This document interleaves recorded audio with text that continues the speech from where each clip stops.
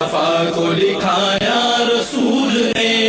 قرآن کے حرف حرف کی تقسیم ہو گئی، تمثیل ہر عمل کو بنایا رسول نے۔ الحمدللہ رب العالمین والصلاة والسلام علی سید الانبیاء والمرسلین، اما بعد فاعوذ باللہ من الشیطان الرجیم، بسم اللہ الرحمن الرحیم۔ الحمدللہ یہ ہمارے لیے بہت ہی بڑی سعادت کی بات ہے کہ اللہ تبارک و تعالیٰ نے ہمیں قرآن عظیم میں بیان کردہ احکام پر مطلع ہونے، انہیں احسن انداز سے، آسان اور عام فہم انداز سے دوسروں کے سامنے بیان کرنے اور سیکھنے کی توفیق عطا فرمائی۔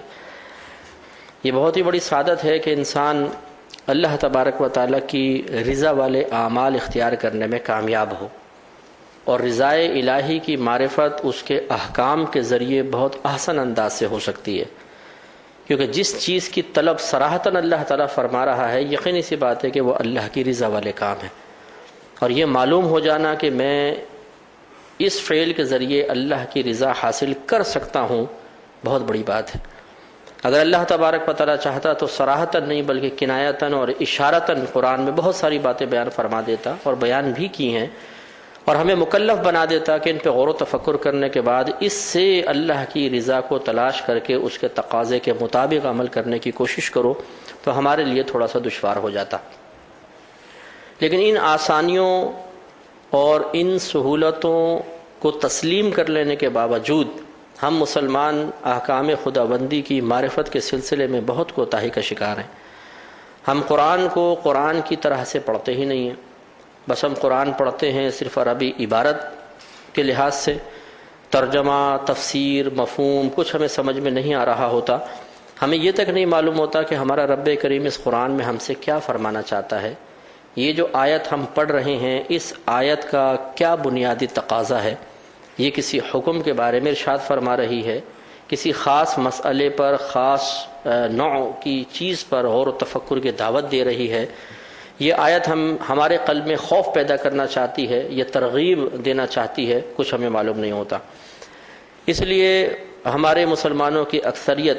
قرآنی احکام پر، قرآن کے دیگر مضامین پر واقف نہیں ہوتی ہے۔ رمضان بھی آتا ہے تو ہم بولتے ہیں جی 10 قرآن، 12 قرآن، 7 قرآن، 8 قرآن، اس طرح ہم ٹارگٹ بنا لیتے ہیں کہ تیزی کے ساتھ ہمیں اتنی تعداد میں قرآن ختم کرنے ہیں، لیکن مضامین پر اطلاع پھر ندارت، یہ غلط روش ہے۔ ہمیں کوشش کرنی چاہیے کہ قرآن چاہے مختصر ہی پڑھیں، لیکن ایک اچھے اور صحیح مقصد کے تحت رہ کر پڑھیں، تاکہ ہمیں مکمل طور پر اچھے انداز سے برکات حاصل ہوں۔ شرعی احکام کی معرفت اس لیے ضروری ہے، جیسے آپ کو بتایا کہ ایک تو اللہ تبارک و تعالیٰ کی رضا کا حصول بہت زیادہ آسان ہو جاتا ہے کہ معرفت رضائے الہی، اور اس کے بعد اس کے حصول کے لیے ترغیب بھی ہمیں حاصل ہوتی ہے، اور اس کے ساتھ ساتھ بہت سارے ہم گناہوں سے، خطاؤں سے، اللہ تبارک و تعالیٰ کی مرضی کے خلاف اعمال کے ارتکاب سے بچ سکتے ہیں، کہ اگر ہم ان اعمال و افعال پر استقامت پذیر رہتے تو شاید وہ ہمارے لیے جہنم میں دخول کا سبب بن جاتے۔ جیسے کہ آج بھی تقریباً 10 آیات کریمہ ہیں جو اللہ تبارک و تعالیٰ نے ایک خاص حکم پر مشتمل بیان فرمائی ہیں، اس پر انشاءاللہ آج ہم کلام کریں گے۔ اللہ کا کلام پڑھایا رسول نے، اصحاب باصفا کو لکھایا، باصفا کو لکھایا رسول نے۔ یہ ہے کفار سے دوستی کی ممانعت کے بارے میں، یعنی یہ 10 آیتیں کفار سے دوستی کی ممانعت کے حکم پر مشتمل ہیں۔ اللہ تبارک و تعالیٰ نے کہیں تو مطلقاً دوستی سے منع فرما دی، اور کہیں پر اس کی مشروط اجازت مرحمت فرمائی ہے۔ اب یقینی سی بات ہے جب ہم پڑھیں گے، ان آیات کو سامنے رکھیں گے، غور و تفکر کریں گے، تو پھر ہم فیصلہ کر سکتے ہیں کہ کہاں پر مطلقاً دوستی منع ہے، کس صورت میں، کس نوعیت کی دوستی منع ہے، اور کہاں پر تھوڑی بہت اجازت ہے، کن شرائط کی وجہ سے اجازت دی گئی ہے، اور کن شرائط کی بنا پر مطلقاً اور مکمل طور پر منع کیا گیا ہے۔ اس سلسلے میں بالترتیب ہم آیات کریمہ لیتے ہیں، جیسے مثلا سورہ آل عمران کی آیت نمبر 28 ہے۔ اللہ تعالیٰ ارشاد فرماتا ہے کہ لا يتخذ المؤمنین الکافرین اولیاء من دون المؤمنین، مسلمان مومن کافروں کو مسلمانوں کو چھوڑ کر دوست نہ بنائیں۔ وَمَن يَفْعَلْ ذَلِكَ، اور جو ایسا کرے گا، فَلَيْسَ مِنَ اللَّهِ فِي شَيْءٍ، تو وہ اللہ تبارک و تعالی کی طرف سے کسی چیز میں نہیں ہے، یعنی کسی قابل قدر معاملے میں اس کا شمار نہیں ہوگا۔ إِلَّا أَن تَتَّقُوا مِنْهُمْ تُقَاتٍ، مگر یہ کہ تم ان سے کچھ خوف محسوس کرو۔ وَيُحَذِّرُكُمُ اللَّهُ نَفْسَهُ، اور اللہ تبارک و تعالیٰ تمہیں اپنی ذات یعنی اپنے عذاب سے ڈراتا ہے۔ وَإِلَى اللَّهِ الْمَصِيرُ، اور اللہ ہی کی طرف لوٹنے کا مقام ہے۔ تو اس آیت کریمہ میں صراحتاً اللہ تبارک و تعالیٰ نے مومنین سے خطاب کرتے ہوئے ارشاد فرمایا کہ مومنین کو چھوڑ کر کفار کو دوست نہ بناؤ۔ اگر تم ایسا کرو گے تو سمجھ لو کہ تم اللہ تعالیٰ کی طرف سے کسی شے پر نہیں، یعنی تم پھر حالت ایمان پر نہیں، اللہ تبارک و تعالیٰ کی طرف سے تمہاری کوئی قدر نہیں ہے، منزلت نہیں ہے، اللہ تعالیٰ کی بارگاہ میں کوئی مقام تمہارے لیے نہیں ہوگا۔ لیکن یہ اس صورت میں ہوگا کہ جب کوئی کفار سے دوستی کو جو ممنوعہ صورت ہے اسے بالکل حلال تصور کرے گا تو پھر یہ حکم ہے، جیسے کہ ابھی تفصیل عرض کرتے ہیں، ورنہ ایسا نہیں ہے کہ مطلقاً کفار سے دوستی کفر میں مبتلا کر دے۔ اور پھر اللہ تعالیٰ نے آگے ایک مجبوری کی صورت عذر کو مستثنیٰ قرار دیا کہ ہاں اگر تمہیں ان سے کچھ خوف ہے تو پھر تم ان سے دوستی کر سکتے ہو، اور اللہ تبارک و تعالیٰ تمہیں اپنی ذات سے ڈراتا ہے۔ ویسے تو نفسہ کے لفظ ہیں کہ اپنی ذات سے ڈراتا ہے، مراد ہے کہ اپنے عذاب سے ڈراتا ہے اور اللہ تعالیٰ کی طرف ہی لوٹنے کا مقام ہے۔ پہلے اس کا شان نزول دیکھ لیں۔ امام راضی رحمۃ اللہ علیہ نے اس کے دو شان نزول ذکر کیے ہیں، تین کیے ہیں لیکن میں نے دونوں یہاں پر ذکر کرنا مناسب سمجھتا ہوں۔ ایک تو فرمایا کہ یہ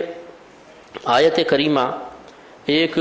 اس قوم یہود کے بارے میں نازل ہوئی جو چند مسلمانوں کے پاس آئی تاکہ انہیں آزمائش اور فتنے میں مبتلا کر دیں، اور آ کے ان کو دین کے خلاف کچھ باتیں کی۔ تو حضرت رفاعہ بن منذر، عبد الرحمن بن جبیر اور سعید بن خیثمہ، یہ تین صحابہ ایسے تھے جنہوں نے اپنے ان مسلمانوں کو جمع کیا اور کہا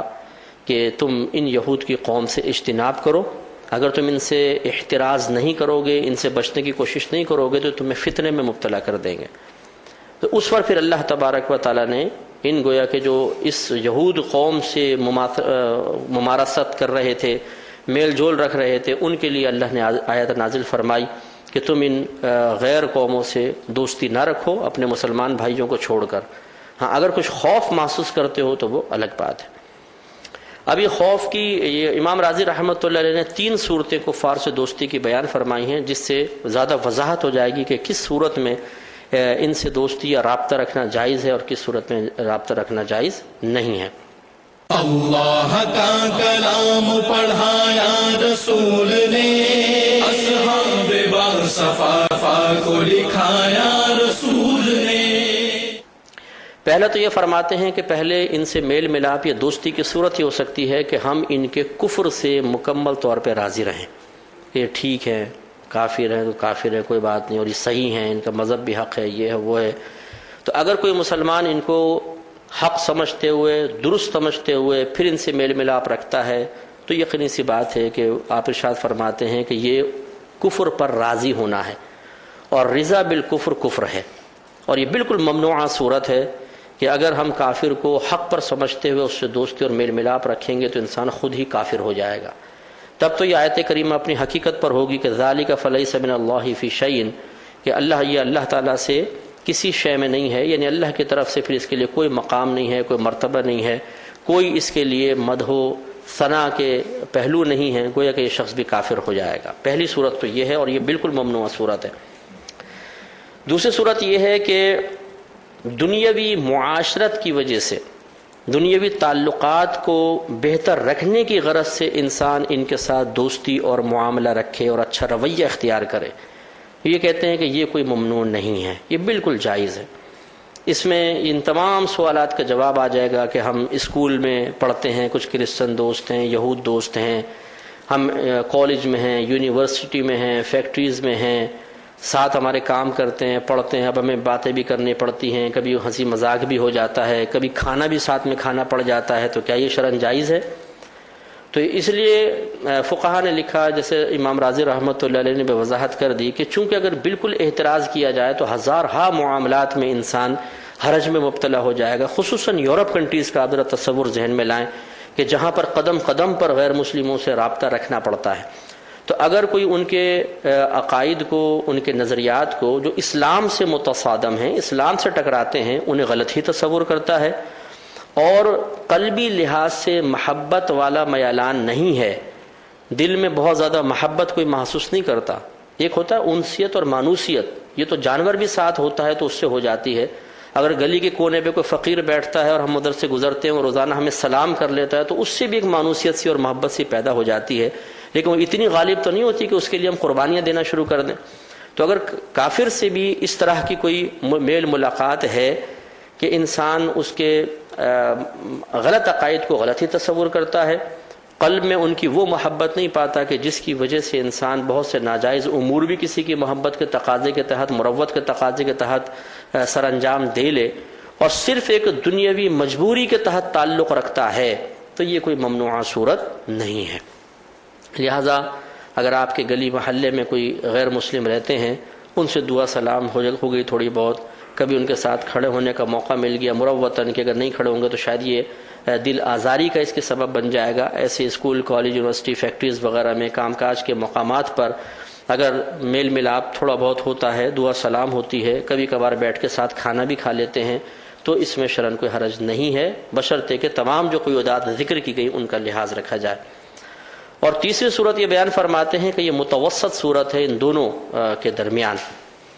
اور وہ یہ ہے کہ انسان ان سے، ایک تو ہے نا کہ یہ بس رابطہ ہے جی ایک خاص مقام کی وجہ سے، محلے کی وجہ سے رابطہ ہے، اسکول میں پڑھنے کی وجہ سے، فیکٹری میں پڑھنے کی وجہ سے، اور ایک ہے اب اس سے بڑھ کر دوستی، کہ ان سے مختلف معاملات میں مدد لینا، معاونت، ان کے ساتھ اٹھنا بیٹھنا، پکنک پوائنٹس پہ جانا، ہنسی مذاق، ان کے ساتھ روزانہ گیدرنگ، رات کو جا کر ان کے پاس بیٹھنا۔ اب یہ کوئی خاص مجبوری کے تحت نہیں ہے، اس میں اگر انسان ان کے نظریے کو، ان کے غلط عقائد کو جو اسلام سے ٹکراتے ہیں باطل ہی تصور کرتا ہے اور اس کو غلط ہی قرار دیتا ہے، لیکن اب ایک عام مجبوری کی حد سے آگے بڑھ کر ایک محبت کی سی حد قائم ہو جاتی ہے کہ پیار محبت بھی بڑھ گئی، دوستی بھی، یار تحفے دے رہے ہیں، لے رہے ہیں، بیٹھ رہے ہیں وغیرہ، تو یہ پہلی والی کی مثل کوئی کفر تو نہیں ہے، لیکن دوسری کی مثل بالکل جائز بھی نہیں ہے، یہ بھی ممنوعہ صورت میں آئے گی، اور شریعت اس طرح کا میل ملاپ اور محبت کو پسند نہیں کرتی ہے۔ امام راضی اس کی وجہ بیان کرتے ہوئے لکھتے ہیں کہ جب انسان کسی سے محبت اور انسیت کے تعلق کو بڑھاتا ہے تو یہ فطری تقاضا ہے کہ انسان کو پھر اس کی برائی نظر نہیں رہ آتی۔ جیسے ماں باپ ہیں، بھائی بہن ہیں، بیوی بچے ہیں، وہ بھی کچھ خطائیں اور گناہ کرتے ہیں، اگر ویسے ہی خطا، ویسے ہی گناہ کوئی عام مسلمان ہمارے سامنے کر رہا ہو جس سے جذباتی لگاؤ نہ ہو تو شاید ہمیں وہ ناگوار گزرے، لیکن وہی کام جب ہمارے گھر والے کر رہے ہوتے ہیں تو ہمیں اس لیے ناگوار نہیں گزرتا، اس لیے برا محسوس نہیں ہوتا کہ ان کی ایک انسیت اور محبت ہمارے قلب میں ہے۔ تو یہ بالکل ایک فطری تقاضا ہے کہ جب انسان کسی سے بہت زیادہ میل جول رکھتا ہے، اعتماد اور بھروسے کے معاملے کو آگے بڑھاتا ہے، محبت کے تعلق کو آگے بڑھاتا ہے، تو پھر اس کی برائی نظر نہیں آتی، اس میں بھی ایک مدح اور اچھائی کا سا پہلو، یا انسان فطرتاً مروتاً اس کو نظر انداز کرنا شروع کر دیتا ہے۔ تو جب یہ غیر مسلم سے اس طرح کی محبت آگے بڑھے گی تو جیسے ایک عام مسلمان سے ہم محبت بڑھاتے ہیں تو اس کے برے افعال اور برے اعمال کی برائی محسوس نہیں ہوتی، تو اس طرح غیر مسلم سے تعلق بڑھانے کے بعد اس کے عقیدے کی برائی محسوس نہیں ہوگی، اور یہ ہو سکتا ہے کہ کسی وقت میں اس کو کوئی عقیدہ پسند آ جائے، اس کی کوئی بات ایسی جو اسلام کے بنیادی عقائد سے ٹکرا رہی ہے اس کو ہم حق تسلیم کر لیں اس محبت کے تقاضے کے تحت، تو یہ چیز بھی انسان کو اسلام سے چونکہ باہر نکال سکتی ہے، وہ دائرہ اسلام سے باہر نکل سکتا ہے، اس لیے اس قسم کی محبت والی دوستی کو بھی ناجائز اور ممنوع قرار دیا جائے گا، اور اس قسم کی جتنی بھی آیات اس کفار کی دوستی کے معاملے میں ممانعت کے حکم پر مشتمل ہیں، یہ شخص ان تمام کا مصداق بنے گا۔ اس لیے ضروری ہے کہ اگر ہم اپنے محلے میں، اپنے کہیں مارکیٹ میں، اپنے فیکٹری میں، اسکول، کالج، یونیورسٹی میں کچھ غیر مسلمین کے ساتھ رابطہ رکھتے ہیں تو یقیناً ہمارا مذہب اسلام یہ نہیں کہتا کہ اگر کوئی غیر مسلم سامنے آئے تو تم منہ پھیر لو، وہ ہاتھ بڑھائے تو ہاتھ کو جھٹک دو، اس کو بالکل ایک چھوت کی طرح اس کو محسوس کرو، اس کے قریب بیٹھنے کو بہت برا محسوس کرو، نہیں۔ ہمارا مذہب اسلام کسی کو حقیر سمجھنے کی دعوت نہیں دیتا، بلکہ مذہب اسلام اس بات کی دعوت دیتا ہے کہ آپ لوگوں سے انسانیت کے ناطے اچھا سلوک کریں، لیکن وہی بات جیسے ہم نے پہلے بھی عرض کی کہ ہر چیز کی ایک لمٹ اللہ نے قائم فرمائی ہے، تو اس دوستی کی بھی ایک حد اللہ نے قائم فرما دی ہے کہ اس سے زیادہ نہ تو تم عمل کرو گے اور نہ اس سے زیادہ اپنی قلبی کیفیات کو بڑھنے دو گے۔ عمل بھی ایک حد تک، قلبی کیفیات کی آزادی بھی ایک حد تک، اس کے بعد پھر اس کو روکنا واجب ہو جاتا ہے، کیونکہ وہ پھر ہمیں بگاڑ میں مبتلا کر کے اور آہستہ آہستہ اسلام کی پابندیوں سے نفرت یا اپنے مذہب اسلام کی حقارت یا کم از کم کسی کے باطل عقائد کی درستگی تک ہمیں لے جائے گی اور ہم اسلام سے خارج بھی ہو سکتے ہیں۔ تو لہٰذا یہ اعتدال قائم رکھنا بہت ضروری ہے۔ اب جیسے اللہ تعالیٰ نے فرمایا مگر یہ کہ تم ان سے کچھ ڈر محسوس کرو، مثال کے طور پر آپ ماتحت ہیں، کسی فیکٹری میں کام کرتے ہیں اور آنر جو ہے وہ غیر مسلم ہے، اب وہ اگر اس کے ساتھ انسان سوچے نہ مطلب اسٹرکٹلی عمل کرنا چاہے، نہ میں ہاتھ ملاؤں گا، نہ اس کے پاس بیٹھوں گا، نہ میں اس کی کوئی بات مانوں گا، تو لازم سی بات ہے کہ وہ نوکری سے نکال دیا جائے گا۔ اللہ کا کلام پڑھایا تو لکھایا رسول نے۔ تو یہ جو خوف محسوس کرنے والا معاملہ ہے کہ اللہ تعالیٰ نے فرمایا مگر یہ کہ تم ان سے کچھ خوف محسوس کرو، اس کی وضاحت کرتے ہوئے امام راضی رحمۃ اللہ علیہ نے بیان فرمایا کہ اس میں دو چیزیں آئیں گی۔ ایک یہ کہ یا تو جان کا خوف ہو کہ اگر میں مروت والا معاملہ نہیں کرتا، اچھا معاملہ نہیں کرتا تو میری جان ہی چلی جائے گی، تو پھر وہ ان سے ظاہری طور پر محبت والا برتاؤ، اچھا برتاؤ عام معاملات سے بڑھ کر بھی کر سکتا ہے، بشرطے کہ وہی قیودات کہ ان کے کوئی اسلام سے ٹکرانے والے عقیدے کو انسان اچھا نہ کہے اور اتنا زیادہ میلان قلبی لحاظ سے نہ بڑھ جائے کہ خدا نخواستہ وہ اسلام سے کفر کی طرف مائل کر دے۔ اور دوسرا مال کے نقصان کا صحیح اندیشہ، جس طرح جان کا خوف ایسے ہی مال کا خوف کہ اگر میں صحیح مروت کا معاملہ نہیں کروں گا تو میرا مال چھین لیا جائے گا، مجھے مالی نقصان دیا جائے گا۔ اس میں تمام بزنس کے معاملات بھی آ سکتے ہیں کہ مثال کے طور پہ مارکیٹ میں اگر 10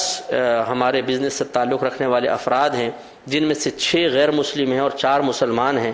اب میں بھی وہ بزنس کرنا چاہتا ہوں اور مجھے پتہ ہے کہ اگر میں ان غیر مسلمین سے رابطہ نہیں رکھتا ہوں تو مجھے آرڈرز نہیں ملیں گے، میں مارکیٹ میں اپنا قدم نہیں جما سکتا، میں اپنے بزنس کو وسعت نہیں دے سکتا کہ یہ اتحاد کر لیں گے اور پھر مجھے پیچھے کریں گے۔ تو اپنے مالی نقصان کے اندیشے کے تحت اور مالی ترقی کے مفقود یا فوت ہو جانے کے خوف کی وجہ سے اگر کوئی ان کے ساتھ اس قسم کا رابطہ رکھتا ہے کہ کبھی کوئی انہوں نے تقریب رکھی اس میں جا کر مل لیے، محبت بظاہر ظاہری طور پر ایک اچھی مروت اور محبت والا معاملہ تاکہ میں مالی نقصان سے بچ سکوں، اس کی بھی اجازت اس آیت کے تحت آئے گی۔ تو خلاصہ کلام یہ ہے کہ یہ چونکہ معاملہ بہت زیادہ ہمارے معاشرے میں رائج ہے، اب ایسا تو نہیں ہے کہ دارالحرب اور دارالاسلام الگ الگ جیسے پہلے ہوا کرتے تھے، اب ایسا معاملہ ایسا نہیں ہے، بہت زیادہ اختلاط ہو گیا ہے، تو ان قیودات کا لحاظ رکھنا بہت ہی بہتر ہے۔ ہاں لیکن یہ بیان فرماتے ہیں کہ ایسا نہ ہو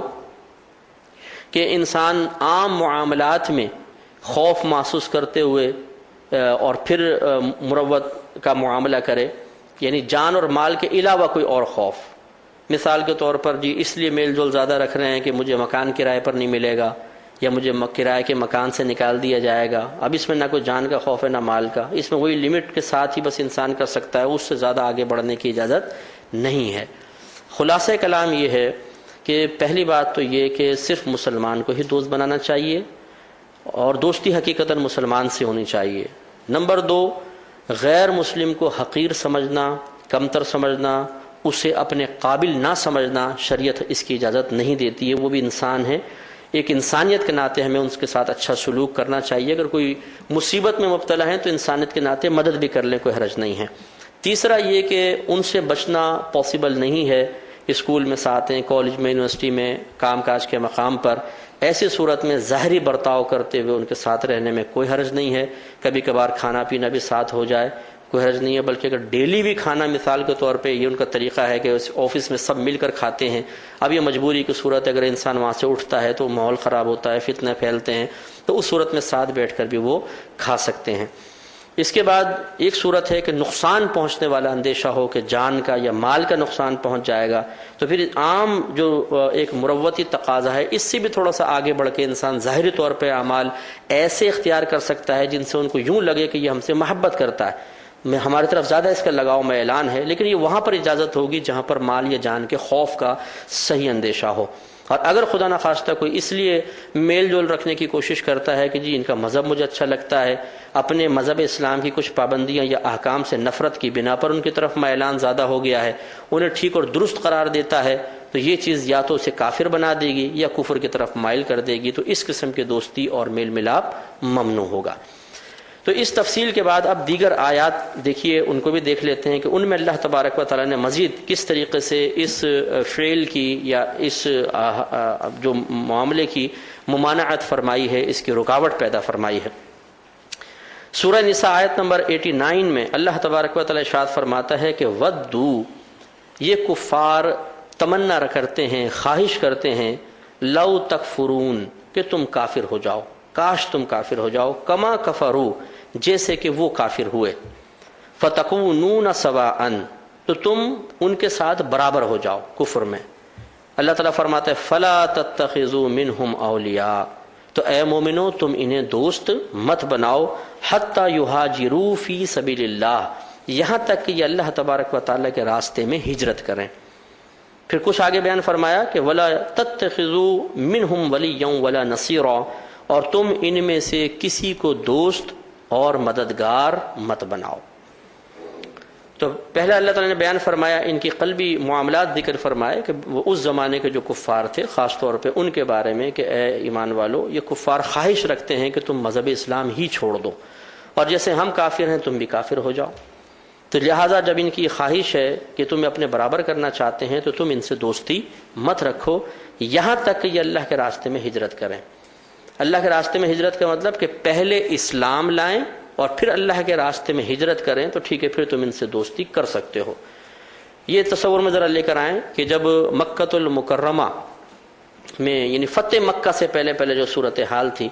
کہ جو مکۃ المکرمہ میں لوگ تھے، مسلمان ہوئے تھے، ایک خاص وقت کے بعد حکم ہو گیا کہ تم ہجرت کرو، وہاں پر کوئی نہیں رہے گا، کیونکہ دارالحرب میں مسلمان کا، اس زمانے کے دارالحرب میں مسلمان کا وہاں پر قائم رہنا، اس بات کا خوف اور خدشہ تھا کہ عنقریب اسے کفر کی طرف مائل کر دے گا،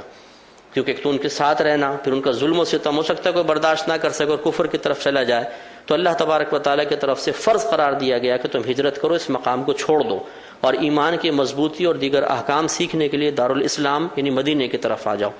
تو یہ دو اس میں حکم بیان کیے گئے کہ ایک تو وہ اسلام لائیں پہلے، اور پھر وہ ہجرت بھی کریں تو تم ان سے دوستی کرو، ورنہ دوستی مت کرو۔ مثلا کوئی غیر مسلم رہا، دوستی مت کرو، مسلمان ہو گیا لیکن ہجرت نہیں کی، تب بھی اس سے تعلق مت رکھو، کیونکہ وہ اللہ کے فرض کا تارک ہے۔ تو گویا کہ حکم یہ ارشاد فرمایا کہ پہلے یہاں پر وہ ہجرت کر کے آ جائیں، تب ان سے دوستی رکھی جائے۔ اس سے بھی معلوم ہوا کہ اللہ تبارک و تعالیٰ نے کفار سے دوستی کو منع فرمایا ہے۔ وہی تمام قیودات ذہن میں رکھ کر دوستی یا قرب ہو تو الگ بات ہے، ورنہ منع ہے۔ سورہ نساء کی آیت نمبر 139 میں، اچھا بیچ میں دیکھیں، اس میں جو آخر میں اللہ نے ارشاد فرمایا کہ وَلَا تَتَّخِذُوا مِنْهُمْ وَلِيًّا وَلَا نَصِيرًا، اور تم ان میں سے کسی کو دوست اور مددگار مت بناؤ۔ تو ولا نصیرہ سے اشارہ اس طرف ہے کہ دینی معاملات میں ان سے مدد طلب نہ کی جائے۔ دنیاوی معاملات میں مدد لے سکتے ہیں، دنیاوی معاملات میں، کہ جیسے مثال کے طور پہ کوئی دوست ہے، کرسچن ہے، یہودی ہے، اس سے آپ نے کچھ پیسے ادھار لے لیے، کوئی بزنس میں ضرورت ہے آپ نے لے لیا، مسئلہ یہ چل جاتا ہے۔ لیکن ایک ہے دین میں مدد طلب کرنا، کہ آپ یہ چاہتے ہیں کہ مسجد بنانا، تو کیا اس میں غیر مسلم کا پیسہ لگایا جا سکتا ہے؟ تو یہ ممانعت ہے کہ دینی معاملات میں غیر مسلم سے مدد نہ لی جائے، تو وہ حکم یہاں پہ بیان کیا گیا۔ اللہ کا کلام پڑھایا رسول نے، اصحاب باصفا کو لکھایا رسول نے۔ لیکن اس آیت سے ہی یہ حکم نہیں لگ رہا، اور دیگر دلائل مل کر پھر یہ حکم بنتا ہے، یعنی کوئی کسی کے ذہن میں سوال پیدا نہ ہو کہ اللہ تعالیٰ نے تو مطلقاً فرمایا کہ ان سے مدد نہ لیں، تو یہ جو کلاسیفیکیشن ہے کہ جی دنیاوی معاملات میں مدد لے سکتے ہیں اور دینی معاملات میں نہیں، اس کے دیگر دلائل آگے موجود ہیں، لیکن یہ سمجھ لیں کہ ہم نے یہاں پہ مختصر، کیونکہ وقت کم ہے اور آیات زیادہ ہیں، تو یہ آپ کو خلاصہ نکال کے بتا دیا، یہ نچوڑ نکال کے بتایا کہ دینی معاملات میں کفار سے طلب امداد منع کی گئی ہے۔ سورہ نساء آیت نمبر 139 میں اللہ تعالیٰ نے فرمایا کہ الذین یتخذون الکافرین اولیاء من دون المؤمنین، وہ لوگ جو کافروں کو دوست بناتے ہیں مسلمانوں کو چھوڑ کر، ایبتغون عندہم العزت، کیا یہ ان کفار کے پاس عزت کو تلاش کرتے ہیں؟ فإن العزت للہ جمیعا، بے شک عزت تو اللہ کے لیے ہے تمام کی تمام۔ یہ منافقین کے بارے میں اللہ تبارک و تعالی نے نازل فرمایا کہ یہ منافقین مسلمانوں سے کم اور کفار سے میل جول زیادہ رکھا کرتے تھے، اور بڑی محبت والا تعلق تھا ان کے ساتھ، بڑی اپنائیت، مسلمانوں کے ساتھ اتنا نہیں۔ تو ان کے حق میں اللہ تعالیٰ نے نازل فرمائی، یہ آیت نازل فرمائی اور مذمت فرمائی کہ تم مسلمانوں کو چھوڑ کر کفار کی طرف مائل ہوتے ہو، کس چکر میں، کس وجہ سے؟ صرف اس لیے کہ وہ تمہیں زیادہ عزت دیتے ہیں تو تم عزت کی تلاش میں ان کی طرف جاتے ہو، حالانکہ اشارہ فرمایا کہ حقیقتاً تو عزت دینے والی اللہ کی ذات ہے۔ اگر اللہ تعالیٰ چاہے تو ان کے دلوں کو تم سے پھیر دینا، وہاں عزت ملے گی نہ یہاں ملے گی، تو عزت تو تمام اللہ کے لیے ہے۔ تو اس لیے اللہ کے حکم کو پورا کرو اور اللہ تعالیٰ کے احکام کو پورا کرتے ہوئے مسلمانوں کی طرف ہی مائل ہو۔ اس سے ہمارے وہ بھائی اور بہن بھی ذرا توجہ حاصل کریں کہ جو غیر مسلمین کی طرف زیادہ اٹریکشن محسوس کرتے ہیں اور مسلمان کے پاس بیٹھنا، میل جول رکھنا، اس میں ان کو اتنی لذت محسوس نہیں ہوتی۔ جب ان کے پاس جاتے ہیں اور وہ کوئی تعظیمی فعل کریں تو وہ عزت زیادہ محبوب محسوس ہوتی ہے کہ انہوں نے ہمارے ساتھ اچھا سلوک کیا، ہمیں بٹھایا، ہمیں کھلایا پلایا۔ اس کے برعکس اگر مسلمان ایسا کرے تو اتنی زیادہ چاشنی اور طبیعت میں لذت محسوس نہیں ہوتی۔ تو یہ لذت کا محسوس نہ ہونا اس مقام پر اور اس مقام پر محسوس ہونا، یہ ایک بیمار کے منہ کی مثل ہے کہ جیسے بیمار جب انسان ہو جاتا ہے، بخار ہو جاتا ہے، تو اس کو آپ مطلب بروسٹ بھی کھلائیں گے تو بولے گا یار بے ذائقہ سا ہے۔ تو یعنی مزاج جب بگڑ جاتا ہے تو جس پر لذت ملنی چاہیے وہاں لذت نہیں ملتی، جہاں نہیں ملنی چاہیے وہاں مل جاتی ہے۔ تو اس لیے یہ اس پہ غور و تفکر کرنا چاہیے کہ اللہ تعالیٰ نے عزت کی تلاش کے سلسلے میں بھی مسلمانوں کو چھوڑ کر غیر مسلمین کی طرف میلان کو قابل مذمت قرار دیا ہے۔ یہ سورہ نساء آیت نمبر 144 میں مزید ارشاد فرمایا، یا ایھا الذین آمنوا لا تتخذوا الکافرین اولیاء من دون المؤمنین، اے ایمان والو نہ بناؤ تم کافرین کو دوست مومنین کو چھوڑ کر۔ اتریدون ان تجعلوا للہ علیکم سلطانا مبینا، کیا تم اس بات کا ارادہ رکھتے ہو کہ تم خود بنا لو اللہ تعالیٰ کے لیے خود اپنے اوپر ایک واضح طور پہ حجت، ایک واضح دلیل؟ یعنی تمہارا یہ عمل انتہائی قابل گرفت ہے۔ کیا تم چاہتے ہو کہ خود اللہ تعالیٰ کی بارگاہ میں جب پہنچو تو اپنے خلاف ایک دلیل قائم کر لو، اپنی گرفت کے لیے، اللہ تعالیٰ کے عذاب کے لیے، اللہ تعالیٰ کی ناراضگی کے لیے؟ اس بات کا تم ارادہ رکھتے ہو؟ تو گویا کہ اس میں بھی منع کر دیا گیا کہ مسلمانوں سے ہی قلبی میل جول، دوستی، پیار، محبت کا تعلق ہونا چاہیے، کفار کے ساتھ نہیں۔ سورہ مائدہ آیت نمبر 51 میں اللہ تعالیٰ نے فرمایا، یا ایھا الذین آمنوا لا تتخذوا الیہود والنصارى اولیاء، اے ایمان والو یہود اور نصارہ کو دوست مت بناؤ۔ بعضهم اولیاء بعض، ان میں سے بعض کے دوست ہیں۔ ومن یتولہم منکم، اور جو تم میں سے ان سے محبت کا تعلق رکھے گا، فإنہ منہم، تو وہ انہی میں سے ہے۔ یہ اس صورت میں ہے کہ یا تو حلال سمجھ کر یا ان کے کفر کو درست سمجھ کر یا اس انداز سے کہ آہستہ آہستہ وہ اس کو کفر تک ہی پہنچا دے گا، تو اس کو فرمایا فإنہ منہم، تو بے شک وہ مسلمان بھی پھر انہی میں سے ہوگا۔ ان اللہ لا یہدی القوم الظالمین، بے شک اللہ تبارک و تعالی ظالم قوم کو ہدایت عطا نہیں فرماتا۔ تو جس فعل کی بنا پر کسی شخص کو ظالم کہا جائے وہ فعل ظلم ہے، اور ظلم کا مطلب ہے کہ حد سے جس چیز کو جہاں رکھنا چاہیے تھا اس کو حد سے ہٹا دینا، یہ ظلم ہے۔ تو گویا کہ یہ ایک گناہ والا فعل ہے کہ ہم کفار سے محبت اور دوستی، پیار والا تعلق قائم کریں، اس کی اجازت نہیں ہے۔ سورہ مائدہ آیت نمبر 57 میں اللہ تعالیٰ نے فرمایا، 57 میں، یا ایھا الذین آمنوا لا تتخذوا الذین اتخذوا دینکم ہزوا ولعبا، اے ایمان والو تم نہ بناؤ ان لوگوں کو کہ جنہوں نے تمہارے دین کو ہنسی مذاق بنا لیا ہے۔ کون لوگ؟ من الذین اوتوا الکتاب من قبلکم والکفار، ان لوگوں میں سے کہ جنہیں تم سے پہلے کتاب دی گئی اور کفار۔ کیا نہ بناؤ؟ اب آگے بیان فرمایا، اولیاء، دوست۔ واتقوا اللہ، اور اللہ تبارک و تعالیٰ سے ڈرو، ان کنتم مؤمنین، اگر تم ایمان والے ہو۔ اس میں صراحتاً اللہ تعالیٰ نے کفار و مشرکین، جن کو مشرک کہتے ہیں، انہیں بھی، اور جو اہل کتاب کہلاتے ہیں انہیں بھی صراحتاً بیان فرما دیا کہ ان میں سے کسی کے ساتھ دوستی کا تعلق قائم نہ رکھو۔ اور خصوصاً اس میں مقید کیا کہ ان لوگوں سے تعلق قائم نہ رکھو جو تمہارے دین کو ہنسی مذاق بنا لیتے ہیں۔ تو علماء کرام نے بیان فرمایا کہ کفار سے دوستی کی ممانعت کی ایک بڑی وجہ یہ بھی ہے کہ کفار معاذ اللہ تعالیٰ کو بھی جھوٹا کہتے ہیں، ہمارے نبی کو جھوٹا کہتے ہیں، قرآن کو جھوٹا کہتے ہیں، صراحتاً نہیں تو دلالتاً۔ وہ اس طریقے سے کہ اللہ تعالیٰ نے بیان فرمایا کہ نبی میرے نبی ہیں، وہ کہتے ہیں ہم نہیں مانتے یہ نبی ہیں، یہ اللہ کو جھوٹا قرار دینا ہے۔ ہمارے نبی نے فرمایا میں اللہ کا آخری رسول ہوں، مجھ پہ ایمان لاؤ، وہ کہتے ہیں ہم نہیں مانتے ہیں، گویا کہ وہ کہہ رہے ہیں کہ آپ غلط کہہ رہے ہیں، تو یہ نبی کو جھوٹا کہنا ہوا۔ قرآن کہہ رہا ہے کہ یہ نبی آخری نبی ہیں، ان پر ایمان لے کر آؤ، وہ کہتے ہیں ہم نہیں مانتے، تو اس کا مطلب وہ قرآن کو بھی جھوٹا کہہ رہے ہیں۔ تو جو اللہ تعالیٰ کو، اس کے رسول کریم صلی اللہ علیہ وسلم کو اور اللہ تعالیٰ کی آخری پاکیزہ کتاب کو جھوٹی کتاب قرار دے تو یقینی سی بات ہے وہ دوستی کے قابل نہیں ہے۔ تو ایسے لوگ جو ہمارے دین کو ہنسی مذاق کا نشانہ بنا رہے ہوں اور ہنسی مذاق قرار دیتے ہوں اور اس کے ساتھ تضحیق کا سلوک کرتے ہوں، چاہے وہ ہمارے سامنے نہ کرتے ہوں، احتیاط کرنی چاہیے۔ بعض بھائی بہن یہ بھی کہتے ہیں کہ جی ہمارے سامنے تو کبھی انہوں نے برا نہیں کہا۔ ٹھیک ہے، اگر برا نہیں کہا، لیکن اگر آپ کو کسی طرح اطلاع مل رہی ہے، کوئی بتا رہا ہے کہ بھئی اس قسم کی فطرت ہے کہ دین کا مذاق اڑایا جاتا ہے، مذہب کا مذاق اڑایا جاتا ہے، تو اتنی اطلاع ملنا ہی کافی ہے۔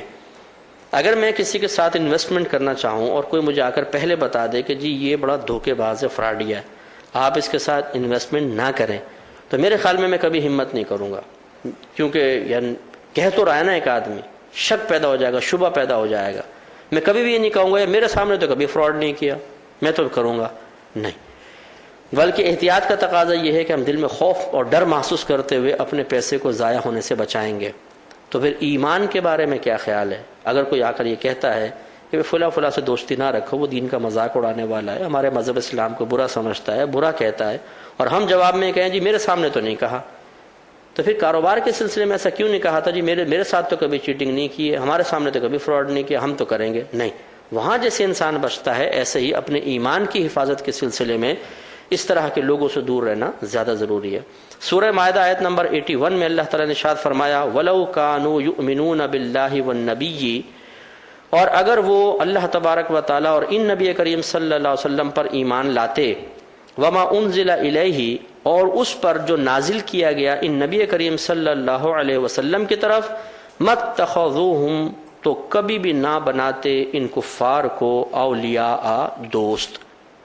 وَلَكِنَّ كَثِيرًا مِّنْهُمْ فَاسِقُونَ، اور لیکن ان میں سے تو کثیر فسق و فجور کرنے والے ہیں۔ یہ گویا کہ منافقین کی طرف اشارہ ہے کہ وہ لوگ، یہ منافقین اگر اللہ تعالیٰ پر، اس کے نبی کریم صلی اللہ علیہ وسلم پر اور جو اللہ نے ان پر نازل فرمائی یعنی کتاب اللہ، اس پر حقیقی طور پر ایمان لاتے تو اس کی بڑی نشانی یہ تھی کہ کفار کے ساتھ کبھی بھی محبت کا تعلق قائم نہ کرتے۔ سورہ توبہ آیت نمبر 23 میں ارشاد فرمایا یا ایھا الذین آمنوا لا تتخذوا آباءکم واخوانکم اولیاء، اے ایمان والو تم اپنے آباء و اجداد کو اور اپنے بھائیوں کو دوست نہ بناؤ۔ کب؟ ان استحب الکفر علی الایمان، اگر وہ کفر کو ایمان پر محبوب رکھیں، یعنی اگر وہ کفر کو محبوب رکھیں ایمان کے مقابلے میں۔ وَمَن يَتَوَلَّهُم مِّنكُمْ، اور جو محبت کا تعلق رکھے گا ان سے، تم میں سے، فَأُولَٰئِكَ هُمُ الظَّالِمُونَ، تو یہی لوگ ظلم کرنے والے ہیں۔ یہاں پہ اشارہ فرما دیا کہ اگر یہ غیر مسلم تمہارا اپنا سگا باپ ہی کیوں نہ ہو، تمہارا دادا ہو، تمہارے بھائی بہن ہی کیوں نہ ہو، اصل رشتہ اللہ کا رشتہ ہے، اصل محبت اللہ کی محبت ہے، اصل حکم اللہ کا حکم ہے۔ اس کے بعد یہ دنیاوی محبتیں رشتے بعد کی بات ہے، چاہے باپ ہو چاہے بھائی، ان سے بھی محبت اور یہ موالات والا تعلق قائم نہیں رکھ سکتے ہو۔ اللہ کا کلام پڑھایا رسول نے، اصحاب باصفا کو لکھایا، باصفا کو لکھایا رسول نے۔ دو آیتیں ہم اور لیتے ہیں، 3 آیتیں پھر انشاءاللہ ختم کریں گے۔ سورہ ممتحنہ آیت نمبر 1 میں اللہ تعالیٰ نے فرمایا یا ایھا الذین آمنوا، اے ایمان والو، لا تتخذوا عدوی وعدوکم اولیاء، تم میرے دشمن اور اپنے دشمنوں کو دوست نہ بناؤ، تلقون الیہم بالمودہ، تم ان کی طرف محبت کا معاملہ کرتے ہو، محبت کو ڈالتے ہو، وقد کفروا بما جاءکم من الحق، حالانکہ وہ اس کا انکار کرتے ہیں جو تمہارے پاس آیا یعنی حق۔ دیکھیے علت اللہ نے بیان فرمائی کہ یہ محبت اور دوستی کے قابل نہیں، کیوں؟ اس لیے کہ یہ اس کا انکار کرتے ہیں جو تمہارے پاس حق آیا ہے۔ وہ کیا ہے؟ ہمارے نبی، قرآن، اور جو نبی اور قرآن کا انکار کرے وہ دوستی کے اور محبت کے قابل نہیں ہے۔ اور اس کو اللہ نے کیا قرار دیا؟ میرا دشمن اور تمہارا دشمن۔ تو اللہ کے دشمن سے محبت نہیں ہونی چاہیے۔ سورہ ممتحنہ آیت نمبر 9 میں فرمایا انما محض ینہاکم اللہ عن الذین قاتلوکم فی الدین، بے شک اللہ تعالیٰ روکتا ہے تمہیں ان لوگوں سے جنہوں نے دین کے معاملے میں تم سے لڑائی کی، وَأَخْرَجُوكُم مِّن دِيَارِكُمْ، انہوں نے تمہیں وَظَاهَرُوا عَلَىٰ إِخْرَاجِكُمْ، اور تمہارے نکالنے کے سلسلے میں انہوں نے تمہارے خلاف مدد کی، أَن تَوَلَّوْهُمْ، میں نے منع فرماتا اللہ تعالیٰ کہ تم ان سے محبت کا تعلق رکھو، وَمَن يَتَوَلَّهُمْ، اور جو ان سے محبت کا تعلق رکھے، فَأُولَٰئِكَ هُمُ الظَّالِمُونَ، تو وہی ظلم کرنے والے ہیں۔ اور آخری سورہ مجادلہ کی آیت نمبر 22 میں اللہ تعالیٰ فرماتا ہے لا تجد قوما یؤمنون باللہ والیوم الآخر یوادون من حاد اللہ ورسولہ، وہ قوم جو اللہ تعالیٰ اور اخروی دن پر ایمان رکھتی ہے وہ قوم ہرگز نہ پائے، یوادون یعنی وہ قوم ہرگز اس چیز کو نہ پائے کہ وہ محبت رکھتے ہوں ان لوگوں سے، من حاد اللہ ورسولہ، کہ جنہوں نے اللہ تعالیٰ اور اس کے رسول کریم صلی اللہ علیہ وسلم کے خلاف معاملہ کیا، جنگ کی خلاف معاملہ کیا، ولو کانوا آباءہم، اگرچہ وہ تمہارے آباء و اجداد ہوں، او ابناءہم، اگرچہ تمہارے بیٹے ہوں، او اخوانہم، اگرچہ تمہارے بھائی ہوں، او عشیرتہم، یا تمہارے دیگر خاندان والے ہوں، اولئک کتب فی قلوبہم الایمان، اگر ایسا تم کر لوگے تو یہی وہ لوگ ہیں کہ جن کے دلوں میں ایمان کو ثبت فرما دیا گیا، وَأَيَّدَهُمْ بِرُوحٍ مِّنْهُ، اور اللہ تبارک و تعالیٰ نے ان کی اپنی طرف سے ایک روح سے مدد کی، یعنی جبریل امین کے ذریعے مدد فرمائی، وَيُدْخِلُهُمْ جَنَّاتٍ تَجْرِي مِن تَحْتِهَا الْأَنْهَارُ خَالِدِينَ فِيهَا، اور اللہ تعالیٰ داخل کرے گا انہیں ایسے باغات میں کہ جن کے نیچے سے نہریں جاری ہوں گی، خالدین فیہا، وہ اس میں ہمیشہ رہیں گے، رضی اللہ عنہم ورضوا عنہ، اللہ تعالیٰ ان سے راضی ہو گیا اور وہ اپنے اللہ سے راضی ہو گئے، اولئک حزب اللہ، یہ اللہ تعالیٰ کا گروہ ہے، الا خبردار، ان حزب اللہ هم المفلحون، بے شک اللہ تبارک و تعالیٰ کا گروہ یہ ہی کامیاب ہونے والا ہے۔ تو اس میں اللہ تعالیٰ نے منع فرما دیا کہ جو اللہ تعالیٰ اس کے رسول کے خلاف ہے اس سے محبت کا تعلق بھی نہ رکھو، چاہے وہ باپ ہو، بھائی ہو، دوست احباب ہوں، خاندان والے ہوں۔ جو ایسا کرنے میں کامیاب ہو گیا تو یہ اس بات کی دلیل ہے کہ ایمان اس کے قلب میں ثبت ہو گیا ہے، اللہ تعالیٰ اس کی غیب سے امداد فرمائے گا، اور جب وہ اسی حالت میں مرے گا تو اللہ تعالیٰ اس کو جنت میں اعلیٰ مقام عطا فرمائے گا، اور گویا کہ وہ اللہ کے گروہ میں ہے، اور اللہ تعالیٰ نے بشارت دے دی کہ وہ اللہ سے راضی اور اللہ تعالیٰ اس سے راضی ہو گیا۔ اس میں تمام وہ لوگ بھی داخل ہو گئے جو خدا نخواستہ کسی بھی لحاظ سے غلط عقیدہ رکھتے ہیں، جو مذہب اسلام کے بنیادی عقائد سے متصادم عقیدہ رکھتے ہوں، ٹکرانے والا عقیدہ رکھتے ہوں، چاہے وہ باپ ہوں، بھائی ہوں، بہن ہوں، اگر ان کو چھوڑ دیا جاتا ہے ان کے غلط عقائد کی بنا پر تو یہ ایمان کی بہت بڑی دلیل اور اللہ تعالیٰ کی رضا اور جنت میں دخول کا سبب عظیم ہے۔ اللہ تبارک و تعالیٰ ان تمام آیات کو سمجھنے کی توفیق عطا فرمائے، آمین۔ وآخر ہے کہ وہ ان کفار کو اپنے مذہب کی طرف مائل کر لیں گے تو کیا یہ دوستی رکھنا جائز ہے؟ دیکھیں، مسئلہ یہ ہے کہ سب سے پہلے تو جو اس قسم کا قصد و ارادہ رکھتا ہے اسے اپنی عملی حالت اور علمی کیفیت ان دونوں پہ نگاہ رکھنی چاہیے۔ کسی کو کسی نئے مذہب کی طرف مائل کرنے کے لیے سب سے پہلے اپنے آپ کو اس مذہب کے سلسلے میں رول ماڈل بنا کر پیش کرنا ضروری ہے۔ اگر خود ہم اپنے قرآن و حدیث کے احکامات پر عمل نہ کر رہے ہوں، ایک بے عملی کی چلتی پھرتی تصویر ہوں، تو ہم اسے کس مذہب کی طرف مائل کریں گے، کن احکام کی طرف مائل کریں گے، کس نبی کی اطاعت اور پیروی کی طرف مائل کریں گے؟ ہم بولیں گے جی آپ نماز پڑھیں، آپ مثلا مذہب اسلام میں داخل ہوں، بولیں گے پہلے آپ خود تو اپنے مذہب اسلام کو اختیار کریں پھر مجھے دعوت دیں۔